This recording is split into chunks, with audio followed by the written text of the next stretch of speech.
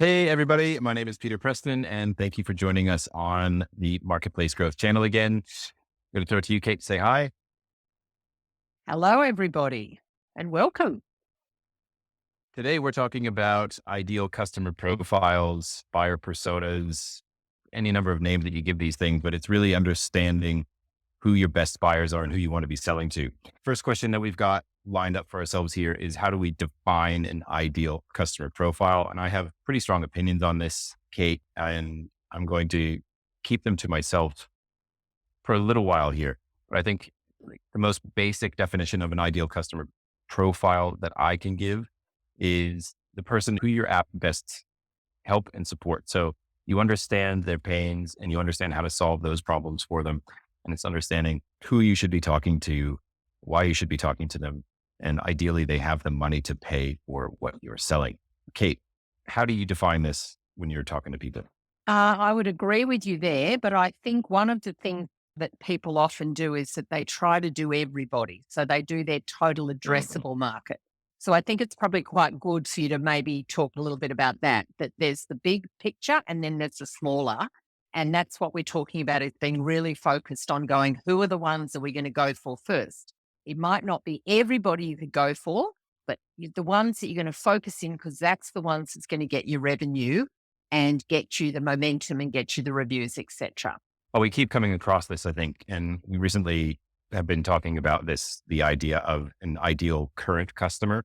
It was kind of a new concept to me. I think you're right about a lot of companies, a lot of people try to go out and say like, we're for everybody, or we sell to enterprise or some sort of big undefined group out there. I've heard, and this one just makes me laugh that you're going to define your ideal customer as like a millennial or a boomer or something like that, where you just lump everyone into one category. And I think enterprise is the same sort of thing to me, where it doesn't mean anything. If you ask 10 people, you get 10 different definitions. So Yeah. these loosely defined profiles are pretty meaningless at the end of the day. And so going back to that, the idea of the ideal current customer, my understanding and the way that I think about that is what kind of customers do you need right now to take you from pick your milestone. So from $0 to 100, from 1 million to 2 million, like what does that customer look like based on who you're already selling to? And we could go into the specifics of like what to include in these profiles, but I think just broadly speaking, it's really important to understand who do we need to be selling to right now. I think, is that a good summary of that? Very much so.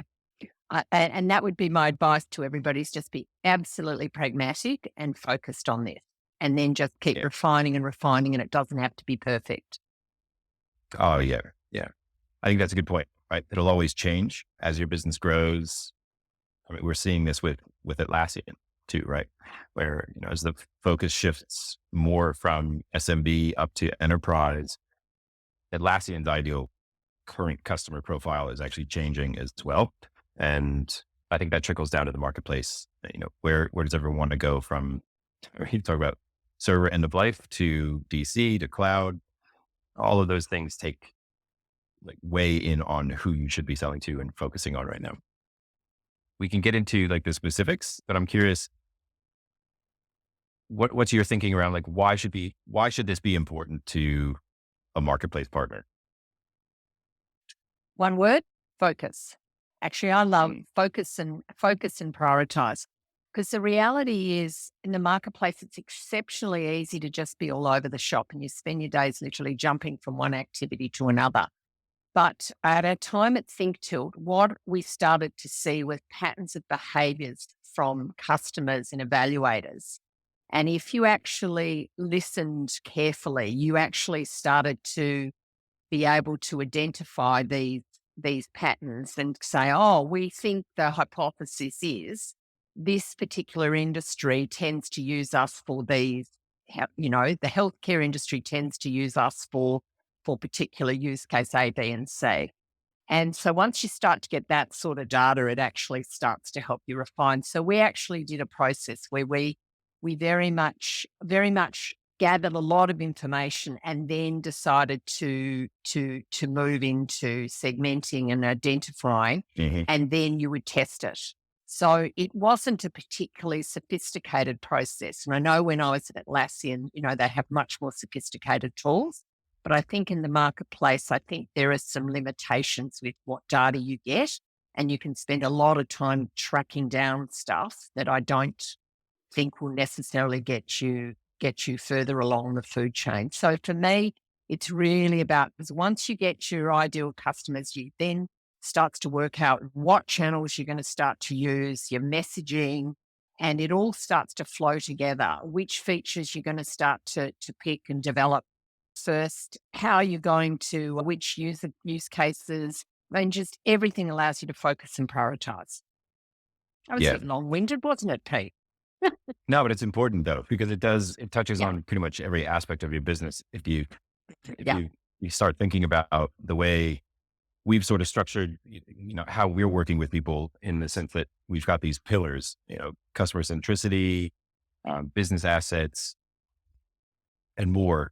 But sort of underlying all of that is actually understanding who you're talking to and yeah, what their goals are, what problems you're helping them solve. And I like to think of it like, if you're a comedian on the stage, you got to be telling jokes that the audience is going to find entertaining and funny. And if you're speaking a foreign language or you're just speaking about something that nobody in the audience cares about, they're not going to listen to you. It means they're not going to buy from you really. And I mean, I think we've seen a lot of, I shouldn't say a lot, you stumble across marketplace listing pages that you're not really sure who they're talking to and yeah, who should be buying this and who should click try now. And that specificity, that focus really helps sell your product really. But then mm-hmm. on the back end, it's also informing product decisions. Who is this important to is always a good question to ask, I think. And you Yeah, can't really answer that unless you know your ICP. Something that we talked about before and like why this is important as well. And something important to understand about your ICPs is that it doesn't have to be cast in stone. And you've said this already, but like this is yeah, probably going to change. It'll evolve. And if you're watching the data, whatever data you can, you will start to see those patterns. And I think going back to the Think Tilt days, that's really when that's when it felt like we started to turn the dial up like yeah, really loud was when we understood who was using the form builder and how they were using it. And those that fed those use cases and made those things just land really well. yeah. And the other thing it did was, for example, and we're probably going to get onto this, and maybe I should hold off on it, but the other thing it did was when you did for support, for example, you would see that someone would come in was just like some of your other customers. So then you would ask the probing questions and you would have your use cases ready, saying, this seems to be a pretty common thing for your area. Is this something of interest to you? What are you planning to use the app for? So you started to get even richer, and so you kind of started Mm. to have your band of use cases, and then you would get the odd outlier, and then you would just watch to say, does the outlier cases, are they starting to be normalized? Are we having to extend our customer segment? So utilizing your conversations, your support, etc., everything integrating and feeding into each other and not acting like silos is just absolutely a must if you want to build growth. Absolutely a must. Yeah. Yep. Yeah. I realized that we actually have some reference links. Atlassian has published some good guides on how to develop your buyer personas or ideal customer profiles, and we'll link to those down below. So we won't go too much into detail on like how to build these things out. I've got a question around, how have we gotten this wrong before? But maybe it makes sense to actually just talk through some of the things some of the building blocks of an ideal customer profile to give context to. I'll share some stories how I got things wrong. But to me, the framework that you can bring to these buyer personas is understanding, we're talking B2B here mostly. So what kind of organization do they work for? Are there industry specifics that you need to know? Are there roles or titles that you need to know, junior, senior, who you're really selling to?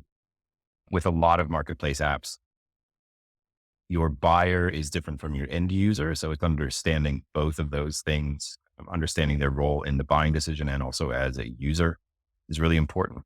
What goals they have, not just with your product, but with Jira or with Confluence as a whole, and what are they trying to accomplish within their organizations, that they would come to the marketplace and look to solve their problems or accomplish something. With that said, I've got some things here, but Kate, do you have any stories about getting personas wrong in either Think Tilt days, Atlassian days, you know, any stories that you can share about maybe thinking you're selling to one person and actually selling to another, or just not understanding who it is that you should be marketing to? I think probably for me, there was two parts to this. The first is sometimes I used to underestimate the relationship between the person buying the product and the end user of that product. And Yeah. sometimes if you're not clear on that, you can not necessarily target it in the right way. So I think when to use your profiles is also important. For example, in the purchasing, for example, with your evaluation. So sometimes we used to get that muddled. And the second thing too is we sometimes didn't allow for level of sophistication and understanding of your app. Mm. So that, a profile, a person, a customer that you're used to defining into a certain bucket would potentially shift into another profile because their sophistication improved. They actually got Mm. better at using your app and you didn't actually allow for that. So I quite like having hypothesis, and if I could say that, where you are say, if such and such happens, such and such will do. And I'll try to think of a better example. You might have an example page. And I often find they're a really good way of grounding your thinking. Yeah. So that's kind of what I Um, have. You might have better examples. I've got some stuff that just how I've built them wrong in the past, or ways that I don't do it anymore. But to kind of follow your lead on the hypotheses there, I agree. And I think that's one of the best ways to improve on your buyer personas, is to have these hypotheses out there and establish that in writing, put it on a Confluence page and say, we believe that if we position the product this way to Jira admins and this way to the end user, that will increase evaluations, et cetera, et cetera. But testing it and making sure that you're going back and reviewing and actually kind of like confirming or not confirming that hypothesis is really, I think, the best way to improve these buyer personas and make them really dialed in for the business. One thing I'll mention that I've gotten wrong in the past, that I feel like I've gotten wrong, and people may disagree with me on this one, but writing out buyer personas, if you look at a lot of templates out there that you can still find today, it's mostly very positive, very happy, you know, if you look at these templates, it's like, give them a happy name, so Jerry, the Jira admin, Jerry likes ice cream and he likes working from home and he doesn't like his commute very much, but he likes working with his colleagues, and you get into this, it's all sort of like touchy feely happy stuff. And one of the things that really helped me understand buyers a lot more is actually adding in negative feelings that people have. So you don't have to get away from all the positive stuff, but what actually, you know, what pisses your end users off? What don't they like? What frustrates them? And understanding that also helps you craft your messaging and how you support them, your use cases, and really sort of talking to them, writing your marketplace listing copy in a way that speaks to people and to those pain. So the advice out of that is, if you have buyer personas that are all just very positive stuff, just think about ways that you can inject a bit of frustration into those buyers, and it'll help you understand them a lot more. That's what I've got for that one. Does that make sense, Kate? It does. It does. And, I was just thinking of when we were at Proforma with Think Tilt, and we had customers when we couldn't do things and we knew it annoyed the hell out of them. And so acknowledging that up front actually often worked a treat, where you actually said, we understand we haven't got this. And at this point in time, we won't be having it, but this is your workaround, or this is the way people have done it. And that kind of used Mm. to help remedy it. The workarounds were a big thing, and acknowledging that, right? Like, I think just being honest about that. Like, And that's something we've been doing with partners recently, is not highlighting limitations and stuff, but just acknowledging it, right? Because it's important to get ahead of that. I think this may lead into a different discussion, but you mentioned before using your data. So when we were looking at pro forma data to understand who was using the form builder, I think that's a good way to get started. So if you're a marketplace partner that's already on the marketplace, has some sales history behind you, you don't get that much data out of the marketplace, but where would you suggest that people start to look, Kate? For me, knowing that there were the limitations, and yes, there's all of the more sophisticated stuff, but for me, it was, it was actually both looking at evaluations as well as transaction sales, knowing that sometimes that wasn't so perfect.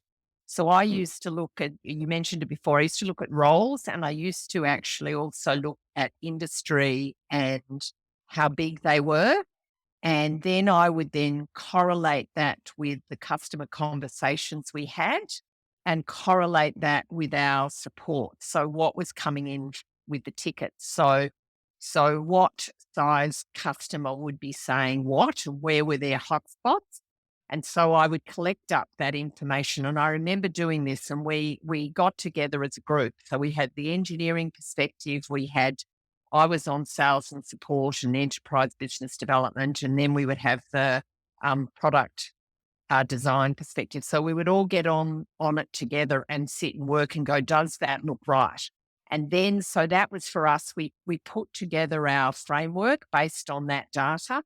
So for me, industry was quite important, because for me, it's easier to find people with industries with some of that data. And so we didn't add a lot of extra stuff. We did use, for example, we did use HubSpot. So we were able to actually, by using a tool, it pre-allocated some of our stuff. So it gave us the framework, so we could speed up our process. You could do it manually, but we just used that extra tool. And then from there, we had customer conversations to validate our thinking.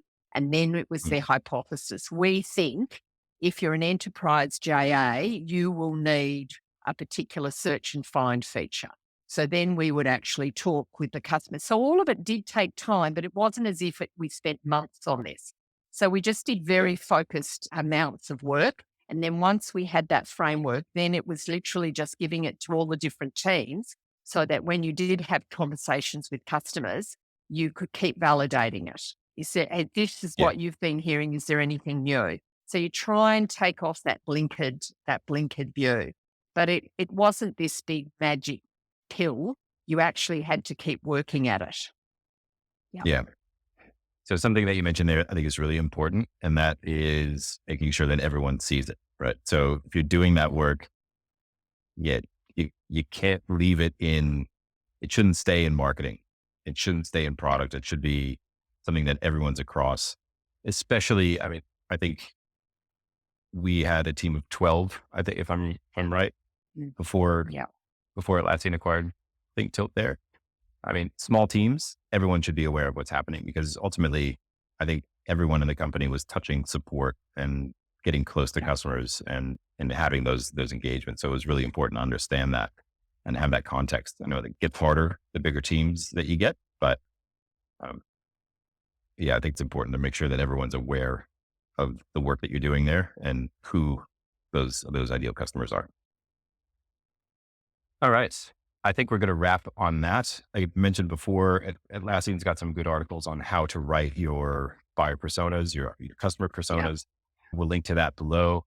That gives you a bit more detail into how to go about doing that. I would just remind you to add some of that negative stuff in there and make sure that you're really capturing that frustration, because that's often where you get the emotional tweak that might get someone to try your product. We talked about ideal customer profiles, ideal current customers, who's going to take you from 0 to 1, a million to 2, 5 to 10, whatever it is. Think about, who you sold to before isn't necessarily who you're going to sell to now. And the last thing is just make sure that everyone on the team is aware of who you're selling to and understands those people, and just keep evolving it. Anything to wrap up on, Kate? And you have to book and allocate time to do it. Otherwise, you'll never get to it. It always goes lower down on the list. Yeah. Excellent point. All right. We'll wrap on that. Thank you for watching, everybody. Take care, everyone. Till next time.